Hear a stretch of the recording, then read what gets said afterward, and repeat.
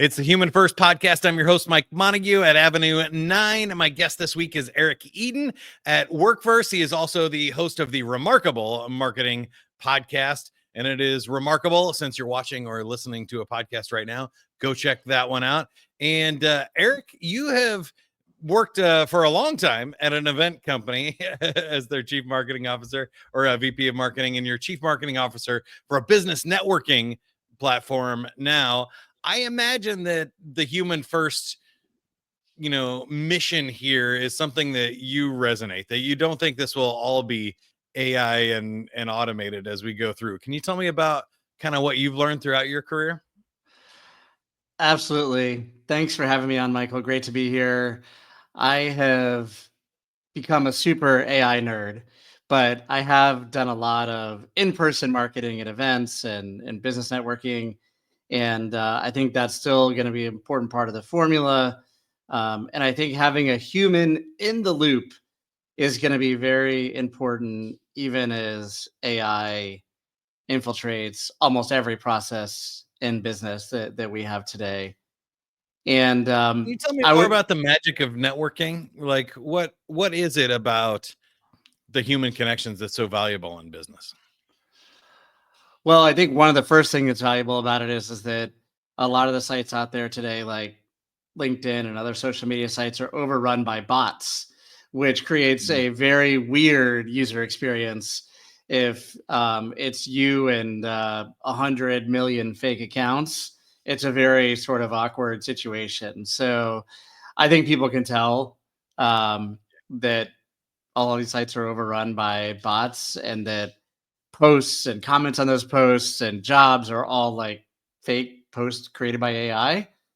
Everybody can tell. And I think the one cautionary thing is people have to be thoughtful about not getting whitewashed, or I like to say beigeified by AI, because it really takes out all the human aspects of our stories, Yeah. our personal stories and experiences. And so I think whether someone is networking or doing a job search or just conducting, business with their company, you have to be thoughtful about not getting beigeified by the AI. Yeah, I think that's fair. There's also this, like, we've talked about it on the podcast before, but it's one of my favorite topics. Like when you're looking at all these robots, you can get misled by what's important. And you're thinking, oh, well, this person is going viral.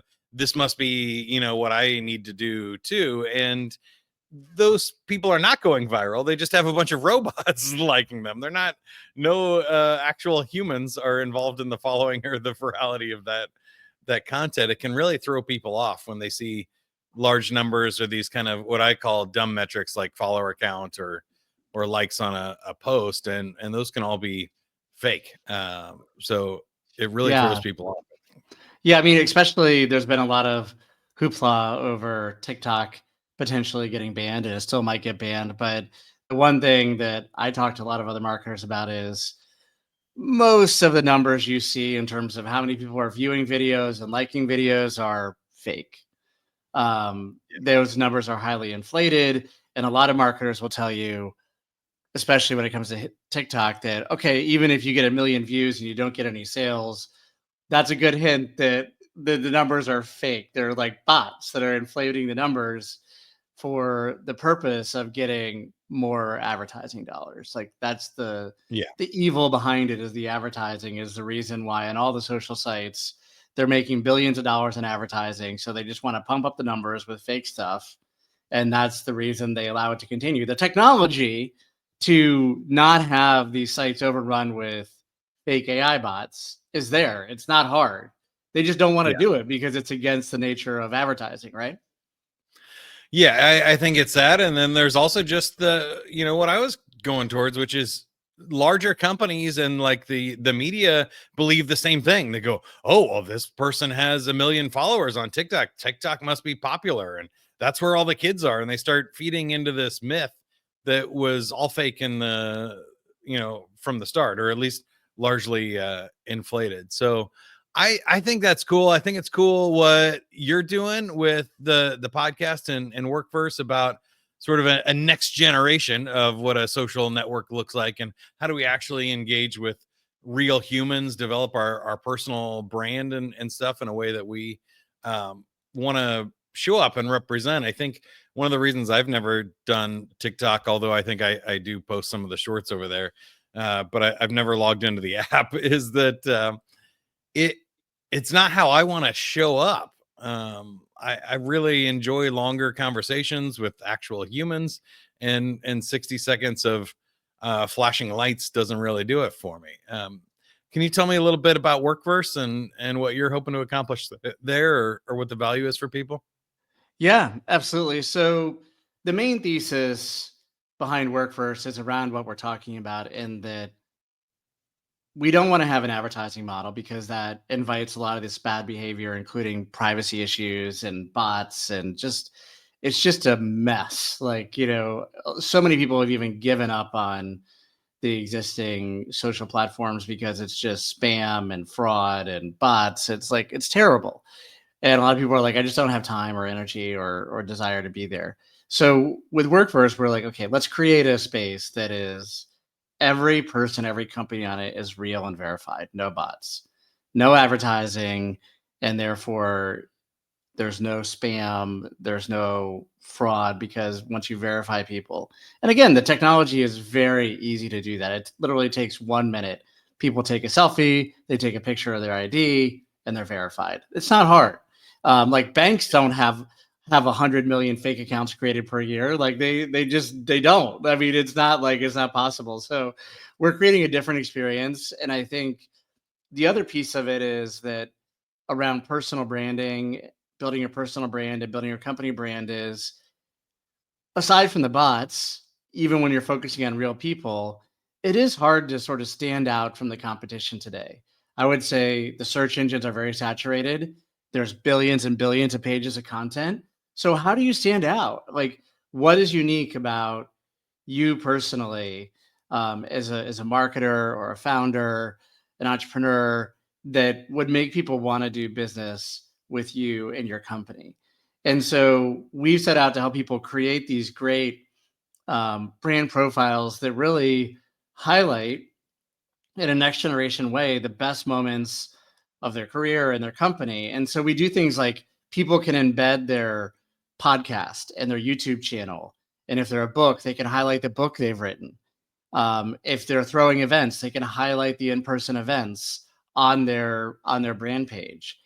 And then we have like an events directory where people can go and not only promote the events that they're holding, but they can find out what events they want to attend and sponsor.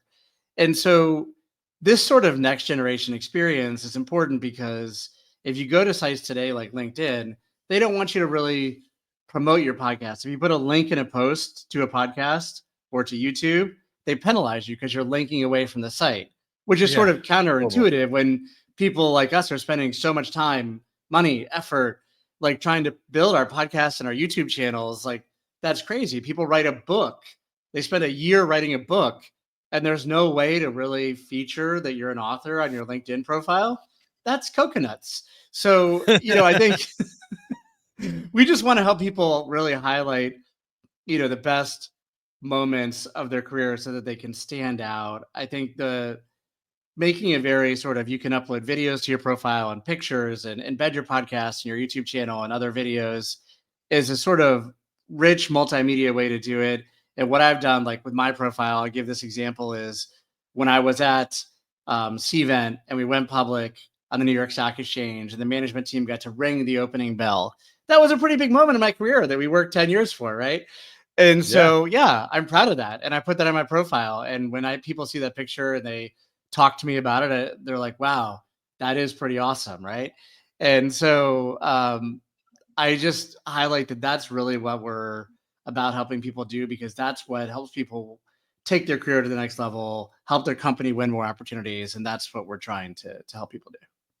Well, yeah, I think that's one of the reasons that I was excited to talk to you, is that there's different ways of building value. So, the human first concept here is that, like, you can build value by facilitating these human connections and actually getting people off of your site. So at Workforce, you kind of take the position that our job is to bring value to your network and to get you offline and get you meeting people in real person or in real life and having conversations and doing business. And that's where your members get value out of the platform. On LinkedIn, it's the opposite. They're selling to advertisers and sponsors and recruiters who want more people on the platform. And they're all about keeping you there, not giving you any kind of value. There's no value for the end user at this point. And there's no way to, like you said, build an audience for a podcast or an external blog link, anything you want to, book, you want to send stuff to. So I think if you're a creator, really you want to do that. I mean, there's 200 million creators out there today, right? And they spend a lot of time, money, and effort creating these great assets. And it's really sort of a hack to try to highlight those things on any social media today, really. Like you're sort of trying to play by their rules and get it in there and not get penalized. It's very weird. God forbid you post a YouTube link into LinkedIn, they just cancel each other and don't let you go. It pops up alerts like, are you sure you really want to leave LinkedIn to go watch this video? It's ridiculous. And I have to say something about the scale of this, because it's just, this will blow your mind. This stat is that LinkedIn says they have 1 billion users, right? Mm-hmm. And they've been working on that for 20 plus years. But when you look at it, only 5% of those billion users actually pay. So 95% of those billion people, so 950 million accounts, are free accounts that are not paid. Almost none of them post anything there. They're inactive. They're bots if they do post anything. And it's just like hundreds of millions of fake accounts. It reminds me of that scene in The Matrix where it's just like Nemo's like, there's too many. I can't. All the agents popping up. All the machines coming after you. It's like that for a lot of people these days. It's like the scale of hundreds of millions of fake accounts just is ponderous. So I want to switch and talk to you about how we use AI, correctly in a human first way, because I think, we're aligned on this too, is that we're fans of tech. We've been in internet marketing for a long time. Like, we love automations. We love making cool things. We love AI tools that make our job easier. In your opinion, what is the right way to engage? I think you mentioned you use over 25 different AI tools on a regular basis. What are some of your favorite ways to bring value in an authentic way, rather than just creating these matrix agents to go try and chase down attention on every platform? So broadly, I would say, as a marketer and an entrepreneur, that I can do 5 times the amount of work using the 25 AI tools that I do. And I think that a lot of people today have just used the most popular tool, ChatGPT, and most people have just tried the free version.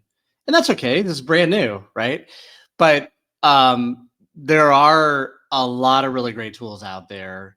There are a lot of really specific use case tools that can help people be 5 times more efficient directionally. Like, I'll give one quick example. Is like with my podcast, I can produce a podcast episode, everything from booking people to recording the episodes to promoting it, and do an episode in less than 2 hours.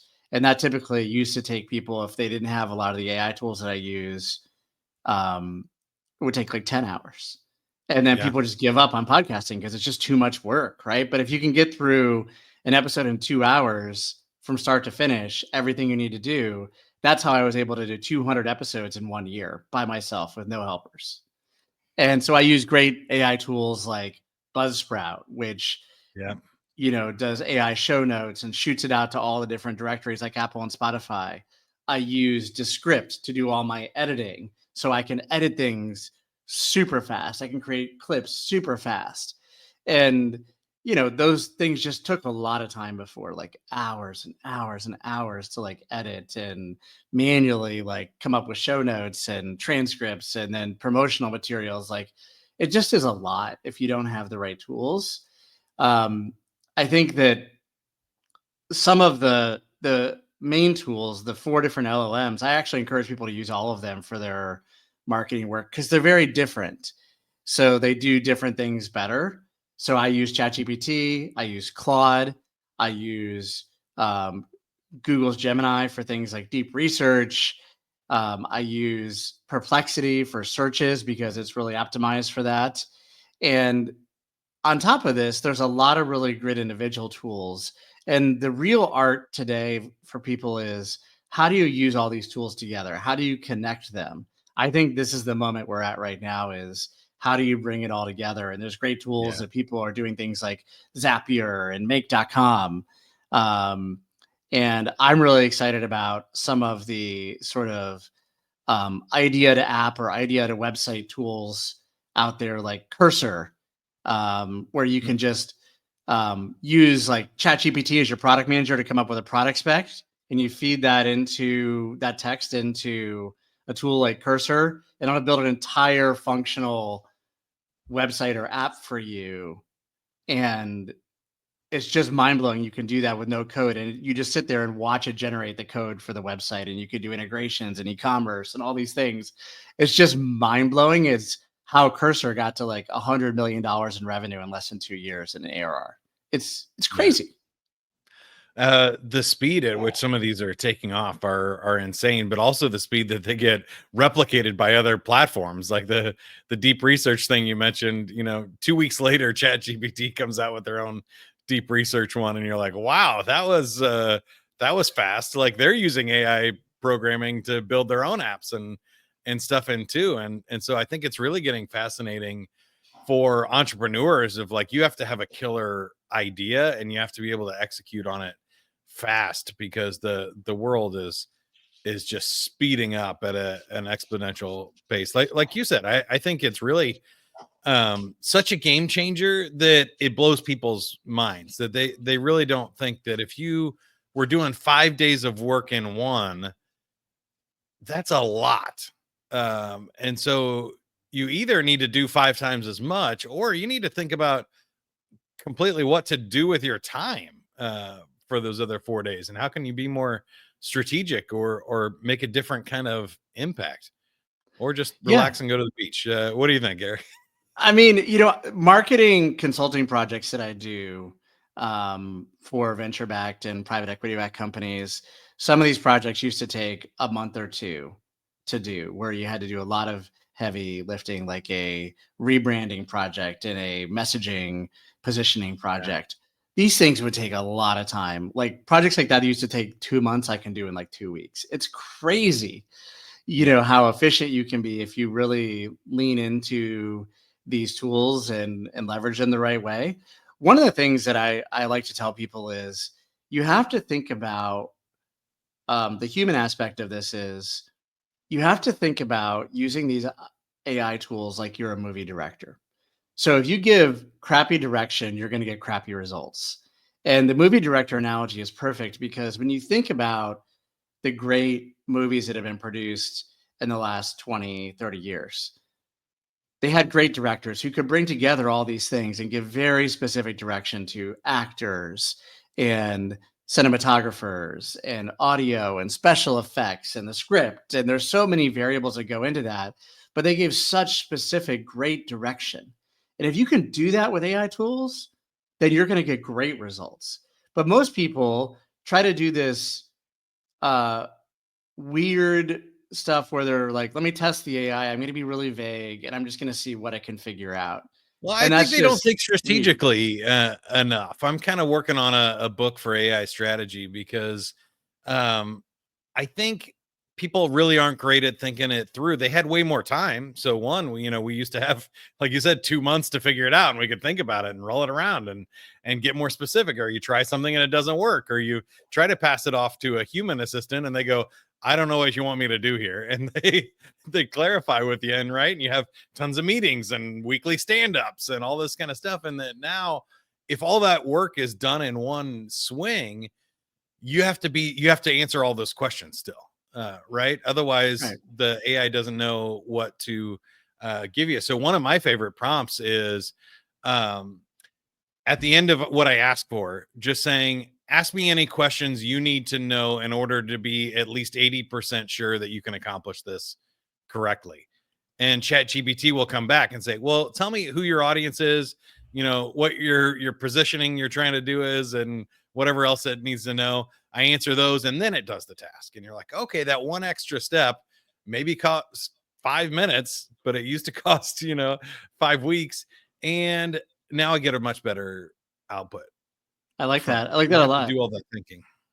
And one of the things related to that I do is after I give what I think is good direction and ChatGPT gives me output, I always like immediately go back to it and just say, I want you to make it better. And so, I think in marketing over the years, like you do five to seven drafts of anything to get it to be really great.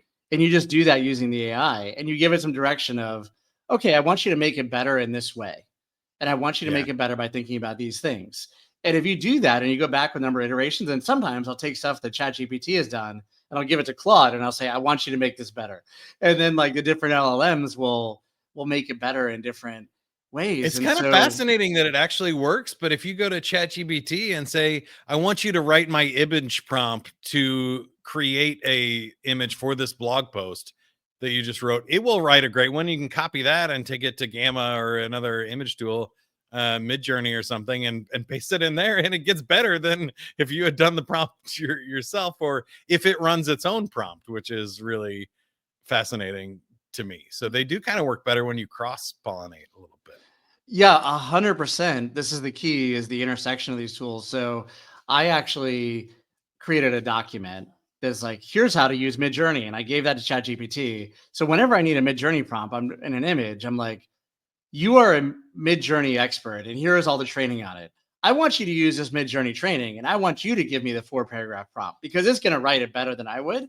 And once you've Yeah. trained it with like the 6 or 7-page guide on Midjourney, it'll give you a great prompt. And similarly, I will sometimes take a written output from ChatGPT and I will give it to Claude and say, I want you to create an infographic for this. And it'll do a great job with that. And so I see some people doing things like this with like they use ChatGPT with Canva to create images and different Yeah. other AI capabilities because the AI capabilities in Canva have gotten really good.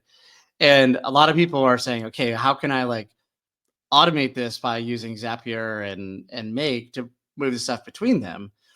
And I'm a big fan of Replit, which competes with Cursor, and you can actually start. They have what they call like a super developer agent within it, and you can just start telling it like, "I need you to hook in um, ChatGPT. I need you to hook into the website. I need you to hook in Calendly to the website. I need you to hook in Stripe payments to the website." And so you can see how it starts then pulling in other tools that have AI capabilities. And that is what agents are really all about. It's like beyond the buzzword of an agent, you're really pooling together multiple AI tools at once for maximum effect. And this is where it gets super interesting. Yeah, I agree with you. And I think what I'm hearing from you too is this push to be better is the human drive that makes it all work there, right? When you can say, make it better, make it shorter, make it more detailed, make it higher level, more strategic, make it work with Midjourney, make it work with something else. Like these are all of the things that I think are the nuanced context that we see as professional marketers that bring value versus somebody who's never done it before that is going to say, okay, ChatGPT, write me a marketing plan for my local plumbing business. They're not going to get anywhere close to the same results. And I think for marketers that really talks to the value of our long-term career, that there are skills and ways of thinking that we've developed over the last 20-25 years. Absolutely. And I think in addition to merging together tools, like back to the giving good direction, it comes down to how good you are in crafting the prompts to give good direction. And some of my favorite things is I often will tell ChatGPT, this is super important. My whole job depends on this output. And then you will get a +1, right? Like, I'm going to get fired if this isn't done right. And it will give you a +1 and try a little bit harder.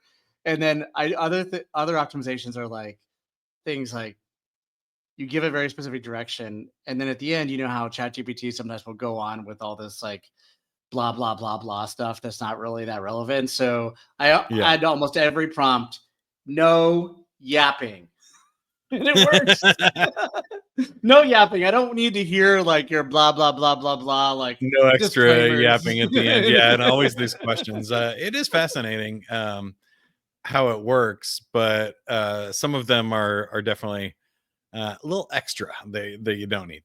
But you can turn those off when you do the pro version. You mentioned a lot of people are still using the free. When you upgrade to plus there for $20 a month, you get to be able to create your own chat GPT and tell it exactly what you want. Like, don't use the word delve and in a world of AI and stuff, and tell it not to ask me extra bonus questions or yeah. So that's great. I think the numbers were that there's 300 million weekly users of ChatGPT, and there's only 17 million people that are paying for it. So that gives you at least $20 a month. So that gives Yeah. you like an idea. Like most people aren't paying, but when most people aren't paying, you're missing out on a lot of the capabilities, like what you just said. But also, you can't really leverage things like GPTs or a lot of the other advanced functionalities that they're releasing at a pretty rapid pace, like the agents. And they're now starting to put The some of the Canvas, documents and yeah, the deep research, all that stuff is very cool. Agents now, too. It's awesome. So I applaud people getting started, and everybody doesn't have a use case for like the $200 a month. You know, that starts to get pretty expensive. And I think a lot of people have some fatigue around every AI tool is charging like $20 a month, and it starts to add up. And you're like, I'm spending like hundreds of dollars a month on all these tools. So you have to be thoughtful about overlap between tools and what you really need and what you don't need. I think that's another Yeah. human piece of it is like it's We easy were to paying sort of get $100 a carried. month for one app with the Adobe Creative Cloud before 2 years ago and stuff. Now most of us probably still are too anyway. But how do you think this all plays out? So if you fast forward at least 5 years, it's 2030. Um, are all good marketers overwhelmed by these AI robots and spam? And does this finally break the system, or do we find a way to balance and fight back? Do we all just go back to hand selling? How do you think it plays out?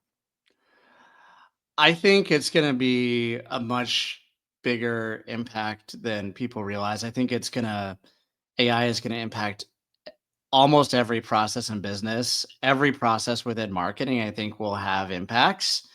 And I think that it will replace a lot of roles that shouldn't have been jobs in the first place because they're Yeah, like data entry or they're just repetitive sort of things that could be automated. And I think the key for people to really do well 5 years from now is to become as much like a movie director as they can for marketing using AI because there is always going to be a role for a director to say, here's what needs to happen and to pull together the right tools and to give the right direction. That will be there in 5 years.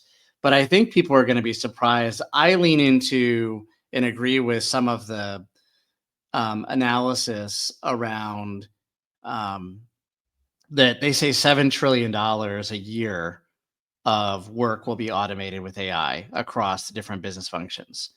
I yeah, think that number is probably right, and that's why they're investing hundreds of billions of dollars in AI. It's because they believe it's true. I also believe that, as an example of how big this is, instead of software SaaS being a $5 trillion space, I think that shrinks to 500 billion. I don't think it goes to zero, but I think it shrinks to 500 mhm, billion.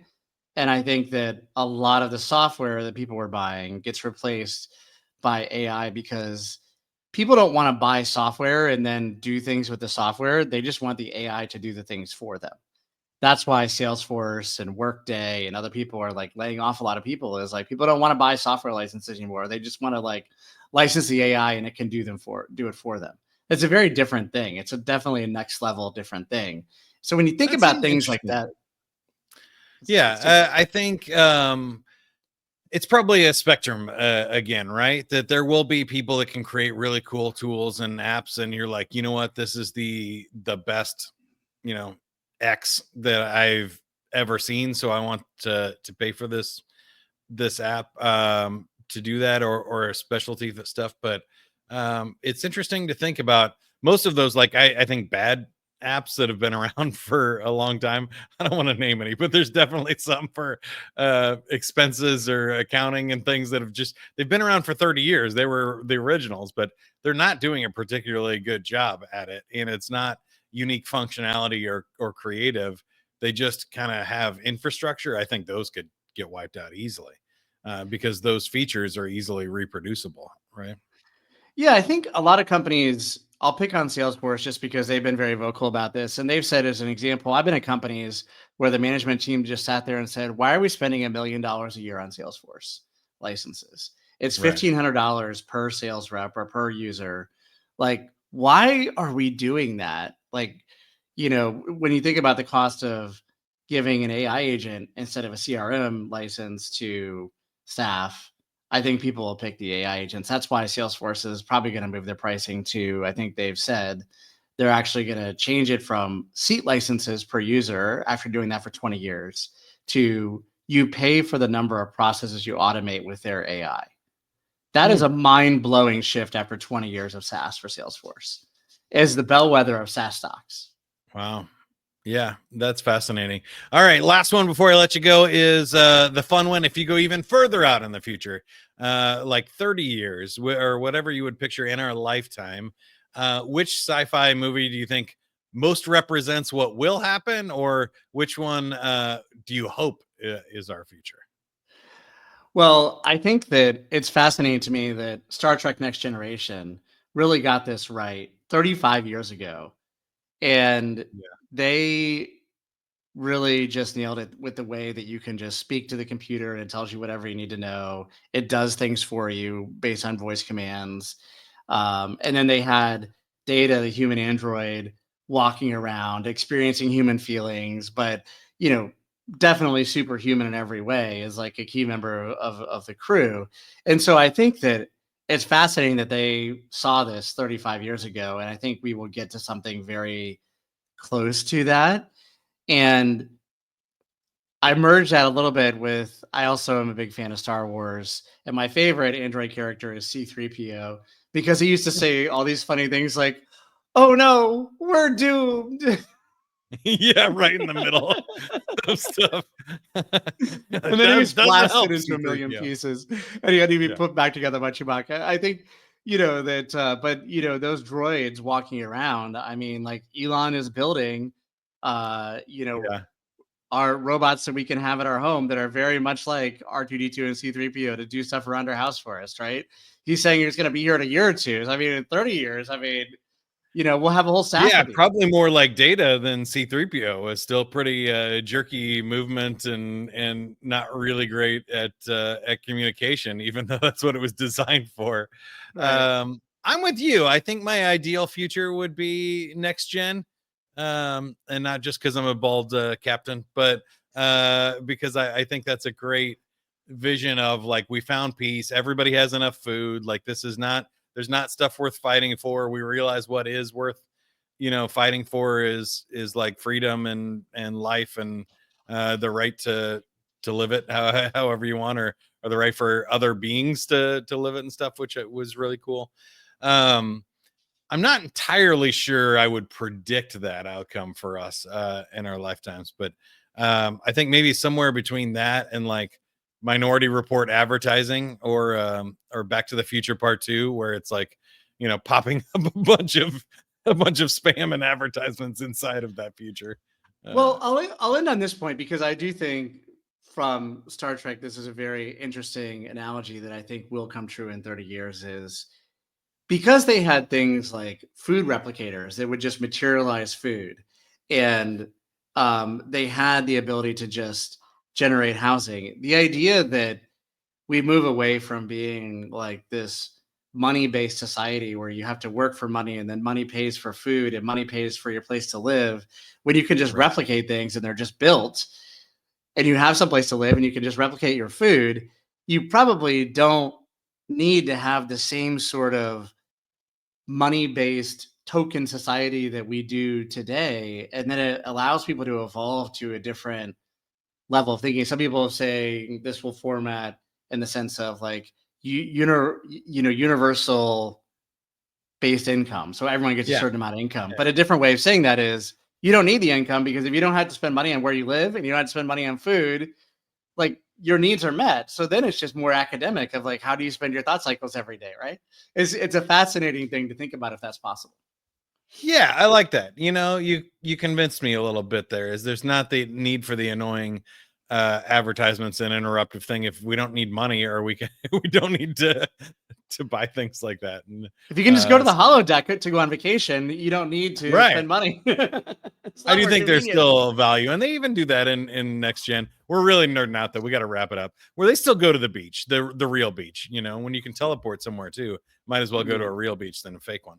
Indeed. But that's awesome. Thank you so much for the time, Eric. Great stuff. And before we let you go, tell us about what you have going on. You can connect with Eric Eden on LinkedIn. Check out the Remarkable Marketing Podcast, and Workverse is the company, a new business social networking platform there, a new way to do it, next generation there as well, to keep with our theme. But how can you help us, or how can we help you, Eric? Yeah, feel free to connect with me on LinkedIn. If people want to try out workverse.com, there's a promo code you can use to get a free account, a free subscription. Since we're just launching, I would love people to try it out. You can use the promo code GROW2025 to create a great personal brand site. Go there, try it out, and feel free to connect with me if there's any way I can be helpful. Thanks for having me on. I really appreciate it. Awesome. That sounds great. And I'm gonna check that out as well. I was interested in your layouts and what you're doing there at Workforce. For Avenue 9, you can go to avenue9.com, connect with me, Mike Montague, on LinkedIn. Don't forget to subscribe to the podcast, share it with somebody that you think needs to hear it. At Avenue 9, we help people engage in their marketing in a way that's human first, whether that's with your employees or your community membership groups. Interact and build relationships and communicate better with the power of AI and some marketing expertise. So until next time, good luck, and keep going, everybody. Have some fun with it.